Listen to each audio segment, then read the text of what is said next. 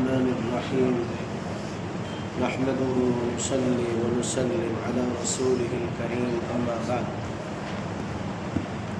آج کا جو خطبہ دیا گیا ہے وہ امتحانات سے متعلق ہے۔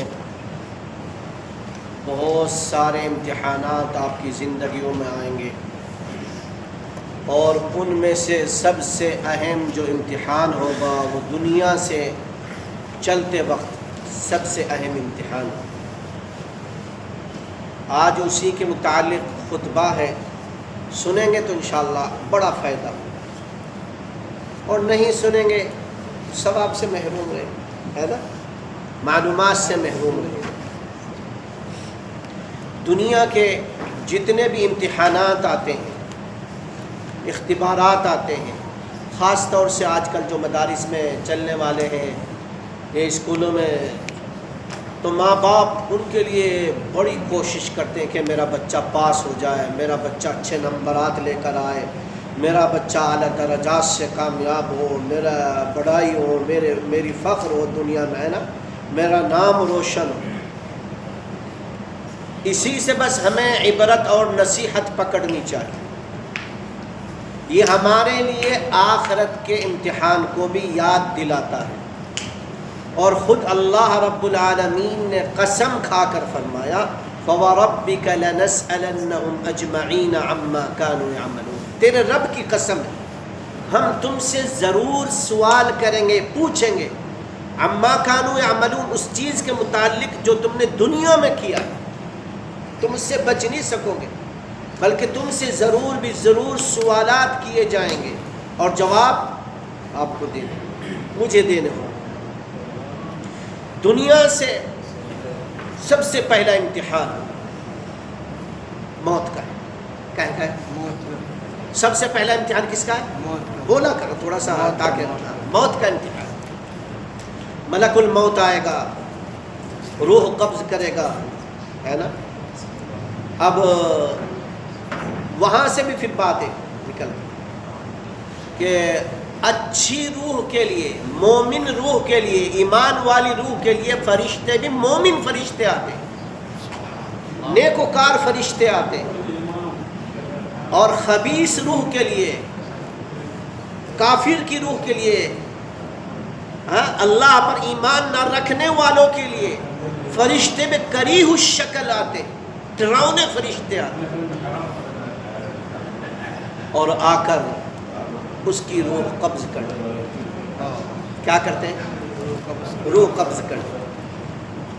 اب گھر والے اعلان کرتے ہیں کہ فلاں کی وفات ہو گئی، فلاں کا انتقال ہو گیا، فلاں مر گیا،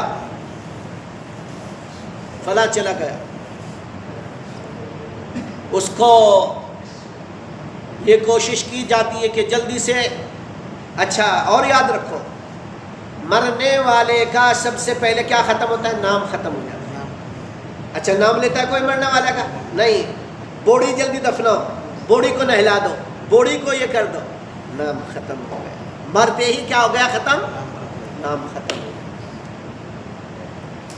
پھر اسے نہلایا جاتا ہے، دہلایا جاتا ہے نا، کفن پہنایا جاتا ہے، اور نماز جنازہ پڑھی جاتی ہے، کاندھوں پر اٹھا کر وہی گھر والے پیارے بھائی بہن ماں باپ جو بڑے عزت سے رکھا کرتے تھے، ناز و نیاز سے، آج وہ کاندھوں پر اٹھا کے قبرستان لے کر، پھر وہاں قبر میں اس کو اکیلا چھوڑ دیا جاتا ہے، یا کوئی اور دوسرا جاتا ہے؟ دیکھا ہے زندہ اس کے ساتھ جاتا ہو؟ نہیں نا، اکیلا، فردن وحیدن و فردن فریدا، اکیلا اس کو چھوڑ دیا جاتا ہے۔ وَتُعْرَضُ عَلَيْهِ، پھر جب اس کے اوپر مٹی ڈال دی جاتی ہے اور لوگ پیچھے ہٹتے ہیں، کیا کرتے ہیں؟ گھر جانے کے لیے دو فرشتے آتے ہیں۔ کون آتے ہیں؟ کیا نام ہے ان کا؟ منکر اور نکیر۔ منکر نکیر، اور یہ جو ہے یہ کرامن کاتبین، وہ منکر نکیر ہوتے ہیں، وہ دو فرشتے آتے ہیں۔ 3 سوال اس سے کرتے ہیں. کتنے کرتے ہیں؟ 3 سوال اس سے. پہلا سوال من ربک، تیرا رب کون ہے؟ وما دینک، تیرا دین کیا ہے؟ ومن نبیک، تیرا نبی کون ہے؟ اچھا یہ کبھی کبھی آدمی سوچتا ہے یار میں ان کو زبانی یاد کر لوں گا، مجھے زبانی یاد ہو جائیں گے، ہے نا؟ اور ہے بھی کوئی زیادہ بھاری چوڑے بھی نہیں ہے. من ربک، کسی نے کہتے میرا رب اللہ ہے، دینی اسلام ہے، نبی محمد صلی اللہ علیہ وسلم. لیکن ان کا حفظ کرنے سے کام نہیں چلتا، بلکہ ان کا تعلق اعمال سے ہے. اللہ قرآن میں کہتے ہیں فَيُثَبِّتُ اللَّهُ الَّذِينَ آمَنُوا بِالْقَوْلِ الثَّابِتِ فِي الْحَيَاةِ الدُّنْيَا وَفِي الْآخِرَةِ وَيُضِلُّ اللَّهُ الظَّالِمِينَ وَيَفْعَلُ اللَّهُ مَا يَشَاءُ. دنیا کی زندگی میں، آخرت کی زندگی میں ہم ایمان لانے والوں کو، ایمان پر ثابت قدم رکھنے والوں کو دنیا میں بھی ثابت قدم رکھتے ہیں اور آخرت میں بھی. جب منکر و نکیر ان کے پاس آتے ہیں تو ہم آسانی سے ان کے سوالوں کا جواب دلوا دیتے ہیں. کس کے لیے؟ مومن کے لیے، مسلمان کے لیے، اللہ کے بندوں کے لیے، اللہ کے محبوب بندوں کے لیے. وَيُضِلُّ اللَّهُ الظَّالِمِينَ، اور اللہ تعالیٰ کافروں کو، جو اللہ پر ایمان نہ رکھنے والوں کو گمراہ کر دیتا ہے. ان کے منہ سے اس کا سوال کا جواب ہی نہیں نکلتا. اللہ جس کو چاہے آسان فرما دے، جس کے لیے چاہے مشکل کر دے، اس کی مرضی ہے. کوئی کہنے والا اس کہ اللہ تو نے اس کے لیے آسان، عبد المنان کے لیے آسان کر دیا، میرے لیے کیوں نہیں؟ ایسا اللہ کو نہیں کہہ سکتا.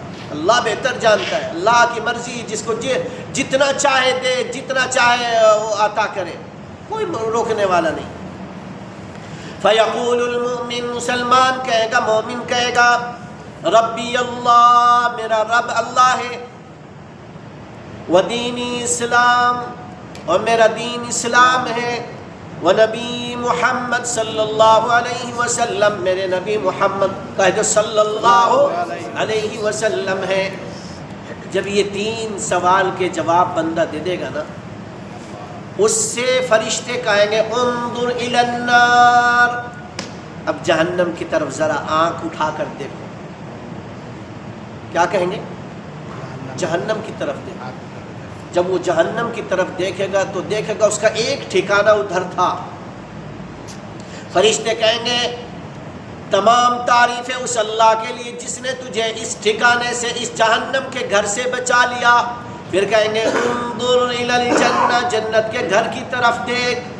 پھر اس جنت کی، یہ تمام تعریفیں اس اللہ کے لیے جس نے تجھے جنت کا گھر عطا فرما دیا. اور اللہ کا حکم ہوگا کہ 70 ہاتھ 70 ہاتھ اس کی قبر کو گشادہ کر دو، چوڑی کر دو، اور جنت کی ساری نعمتیں اس کی قبر میں کھول دو. جس طرح چاہے جنت میں رہے، نعمتیں کھائے، کوئی بات نہیں، اس کے لیے سارا کام کر. وَأَمَّا الْمُنَافِقُ وَالْكَافِرُ، اور جب منافق اور کافر کا نمبر آتا ہے اس سے سوال کیے جاتے ہیں اور اس سے پوچھا جاتا ہے کون ہے تیرا رب، کیا ہے تیرا دین، کیا ہے تیرا مذہب. وہ کہتا ہے لا ادری سمعت الناس یقولون شیئا فقلت، اے لوگوں، اے فرشتوں، مجھے معلوم نہیں، میں نے تو لوگوں سے سنا تھا، بس اس طرح سے میں نے کہہ دیا. پھر کیا ہوگا؟ پھر فیضرب بمطرقۃ من حدید، فرشتے ہاتھ میں ہتھوڑی لیں گے، جیسے ہمر کہتے ہیں، اس کو اس کے سر میں ماریں گے اور کچل دیا جائے گا. اور اس سے کہے گا انظر الی بیتک الجنہ، اپنے جنت کے گھر کی طرف دیکھ. وہ دیکھے گا، وہ روئے گا، کہے گا یا لیتنی کنت ترابا، کاش کہ میں مٹی ہوتا ہے، کاش کہ یہ کر لیتا، ایمان لے آتا. پھر اسے کہیں گے کہ اللہ نے تجھے اس گھر سے نہیں نوازا، اب جہنم کی طرف دیکھ. جہنم میں دیکھے گا تو اللہ تبارک و تعالیٰ کا حکم ہوگا اسے جہنم میں ڈال دیا جائے، اور ایسی دہکتی ہوئی آگ ہوگی، ایسا خطرناک جہنم کا ماحول ہوگا. اللہ ہم سب کو اس سے پناہ عطا فرمائے. یہ منافق اور کافر کے لیے ہوگا. اسی لیے رسول اللہ کہہ دو صلی اللہ علیہ وسلم فرمایا کرتے تھے جب میت کو دفن کر دیا کرتے تھے تو رسول اللہ کہتے تھے بھائی تھوڑی دیر کھڑے ہو جاؤ. کیا ہو جاؤ؟ تھوڑی دیر کھڑے ہو جاؤ اور کیا کرو؟ استغفروا لاخیکم، اپنے بھائی کے لیے دعائے مغفرت کرو. کیا کرو؟ دعائے مغفرت. وَسَلُوا لَهُ التَّثْبِيتَ، اللہ اسے سوالوں کے جواب میں ثابت قدم فرما دے. فَإِنَّهُ الْآنَ يُسْأَلُ، ابھی تھوڑی دیر کے بعد اس سے سوال و جواب ہوں گے. بڑا مرحلہ اللہ حفاظت. پھر جب یہ مرحلہ ہو جائے گا، رسول اللہ صلی اللہ علیہ وسلم نے فرمایا دنیا سے جانے کے بعد سب سے پہلی منزل قبر ہے. کیا ہے؟ قبر. اگر یہ منزل آسان ہو گئی ساری منزلیں آسان ہو جائے گا. اور اگر یہ منزل کٹھن ہوئی، مشکل ہوئی، یاد رکھو ساری منزلیں مشکل ہے. اللہ کے نبی صلی اللہ علیہ وسلم کا فرمان ہے ان القبر اول منازل الاخرہ. لوگوں دنیا سے چل کر سب سے پہلی منزل قبر ہے. فإن نجا من، اگر اس سے نجات مل گئی ساری چیزوں سے نجات مل کے چلی جائے گی، اور اگر اس سے نجات نہ ملی یاد رکھو ساری چیزوں میں گرفتار ہوتے چلے جائیں گے. سیدنا عثمان بن عفان رضی اللہ تعالی عنہ جب قبر کو دیکھتے تھے تو بڑے روتے تھے، حتیٰ کہ آنکھوں سے آنسو نکل کر یہ جو داڑھی مبارک تھی وہ تر ہو جایا کرتی تھی. سیدنا عثمان، کسی نے کہا امیر المومنین آپ کے سامنے جنت اور دوزخ کا تذکرہ آتا ہے، آپ اس پر اتنا نہیں روتے جتنا قبر کو دیکھ کر روتے. فرمایا کہ اللہ کے نبی نے فرمایا سب سے پہلی منزل قبر ہے دنیا سے چلنے کے بعد. اگر یہ آسان ہو گئی تو ساری چیزیں آسان ہیں، اور اگر یہ مشکل تو ساری چیزیں مشکل ہیں. اس لیے میں روتا ہوں کہ اللہ سے دعا کرتا ہوں اللہ میرے لیے آسانی پیدا فرما. کون کہہ رہا؟ سیدنا عثمان. اور کون ہے سیدنا عثمان؟ جن کو دنیا میں جنت کی بشارت مل گئی. عثمان بالجنہ، جنتی ہے عثمان. جنت میں رسول اللہ کا فرمان کے مطابق جنت کی بشارت دے دی گئی. عشرہ مبشرہ میں سے ہیں سیدنا عثمان رضی اللہ تعالیٰ عنہ. اور وہ رو رہے، اور ہم نہ 3 میں نہ 13 میں، ہے نا، نہ 3 میں نہ 13 میں، پھر بھی خوش ہوئے پھرتے. کبھی ہمیں رونا نہیں آتا، کبھی ہماری آنکھوں سے آنسو نہیں نکلتے اللہ کے خوف سے، نہ قبر کو دیکھ کے، نہ ہمیں یہ موت بھی نہیں یاد آتی ہمیں. بلکہ جب موت کا تذکرہ کرتے ہیں مولانا موت کا تذکرہ نہ کرو ورنہ خوف آتا ہے دل. ہاں ایسا لگتا ہے جیسے پوری زندگی کا بینوا کروا کے کبھی مرنا ہی نہیں اس بندے کو. اسی لیے ایک شاعر گزرا ہے، اس نے کہا فیل و تن کیا کیا پچھاڑے موت نے، سر و قد قبروں میں گاڑے موت نے. لوگوں ہاتھی جیسے جانوروں کو موت نے مٹی میں ملا کے تم کیا؟ نہ جانے موت نے بڑے بڑے لوگوں کو زمین دوز کر دیا، ختم فرما دیا. تو موت ایک ایسی چیز ہے. کل دیکھو آپ نے سنا ہوگا ایک حادثہ ہوا ہے، کیا ان کو معلوم تھا بیچاروں کو؟ اگر معلوم ہوتا تو وہ اس میں سوار ہوتے؟ نہیں ہوتے اس میں ہرگز سوار نہ ہوتے. لیکن ان کو بیچاروں کو معلوم نہیں تھا اور ان کی موت آئی. اس لیے میرے بھائی موت کا کچھ پتہ نہیں، یہ بغتہ اچانک آنے والی چیز. اللہ نے جو فرصت دی ہے اس میں تیاری کر لینی چاہیے. پھر رسول اللہ صلی اللہ علیہ وسلم نے فرمایا لوگوں تم سے ایک سوال نماز کے بارے میں بھی کیا جائے گا. کیا تم نے نماز کی حفاظت کی یا نماز کو ضائع کیا؟ اول ما يحاسب به العبد يوم القیامہ، سب سے پہلے قیامت کے دن جب کھڑا کیا جائے گا تو سب سے پہلے نماز ہی کا حساب. جس کی نماز صحیح نکل گئی وہ کامیاب ہو گیا، اور جس کی نماز خراب نکلی بس اس کی ساری منزلیں خراب آتی ہوئی چلی جائیں. یہ اللہ کے نبی کا فرمان. اچھا ہم اپنی اولاد کو مدرسے کے لیے اسکول کے لیے فجر میں جگاتے ہیں، لیکن فجر کی نماز کے لیے نہیں سونے دو. بچے کو تھوڑا سو لے گا نا تاکہ امتحان میں نمبر آ جائے. خدا را کیوں اس کی زندگی کو جہنم بنا. ابھی سے اگر عادت ڈالو گے تو بچہ آخر تک انشاءاللہ نماز پر دین پر قائم رہے گا. اور اگر آپ نے ابھی سے نرمی اس کے ساتھ شروع کر دی، یاد رکھو آپ اس کے لیے جہنم کو خرید رہے ہو. مدرسے کے لیے آپ بڑے اہتمام سے اٹھاتے ہیں، اسکول جانے کے لیے بڑے اہتمام سے اٹھاتے ہیں، لیکن فجر کی نماز کے لیے بچے نیند خراب ہو جائے، یہ خراب ہو جائے. کل جب میرے اور آپ کے سامنے میرے بچے اور آپ کے بچے جہنم میں جل رہے ہوں، اس وقت وہ بچے کیا کہیں گے؟ اللہ ہمارا قصور نہیں ہے، ہمارے ماں باپ کا قصور ہے. اے اللہ تو ہماری پکڑ نہ کر، ہمارے ماں باپ کی پکڑ کر. انہوں نے ہمیں تیرے دین پر نہیں چلنے دیا، انہوں نے ہماری صحیح تربیت نہیں کی. اے اللہ ہمارے ماں باپ کو بھی پکڑ ہمارے ساتھ، ہے نا؟ اس لیے میرے بھائی یہ مت سوچو کہ اس کی نیند خراب ہو، اٹھا دو اور زبردستی کر کے اٹھاؤ. آج آپ کی سختی ہوگی تو انشاءاللہ آخر تک جب تک بچہ زندہ ہے وہ سختیاں کامیاب ہوتی ہوئی چلی جائیں گی، ورنہ یاد رکھو تھوڑی سی ڈھیل پوری زندگی کو برباد کر دیتی.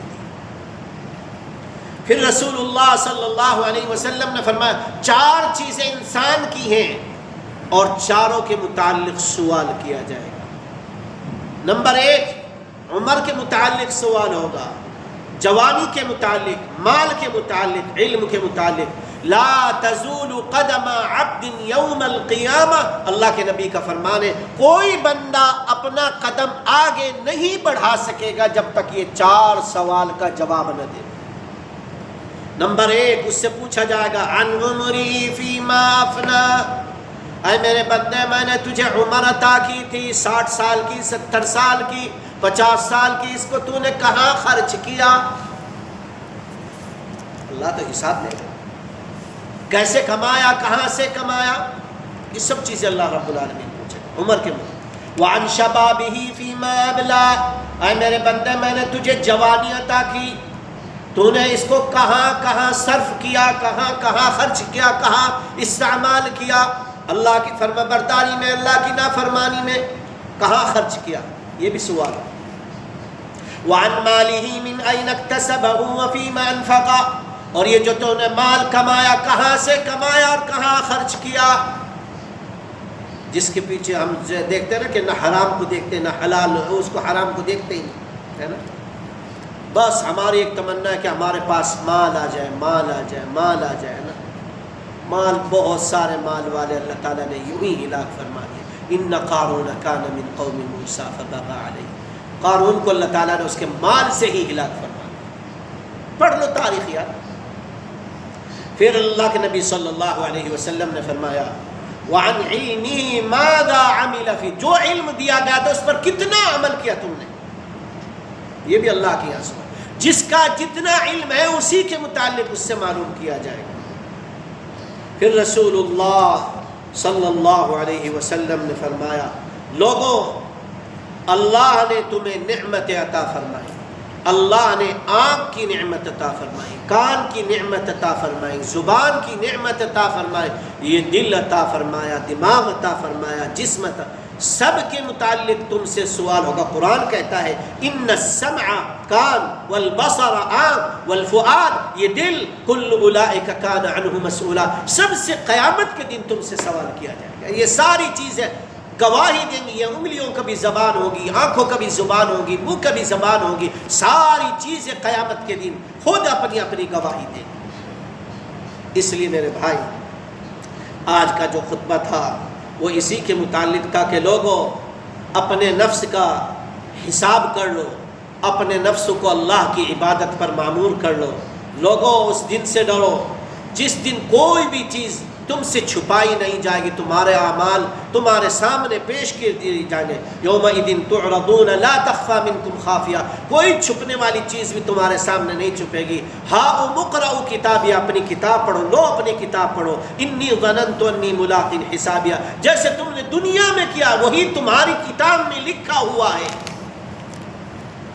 نیک لوگ جنت میں چلے جائیں گے اور فاسق و فاجر لوگ، گناہ گار جہنم میں جائیں گے. ان الابرار لفی نعیم وان الفجار لفی جحیم. تو آج کا یہ خطبہ تھا ہمیں ان نصیحات کو سن کر ہمیں اپنی زندگی کو بدلنے کی ضرورت ہے اور آخرت کی تیاری ضرور کرنی چاہیے.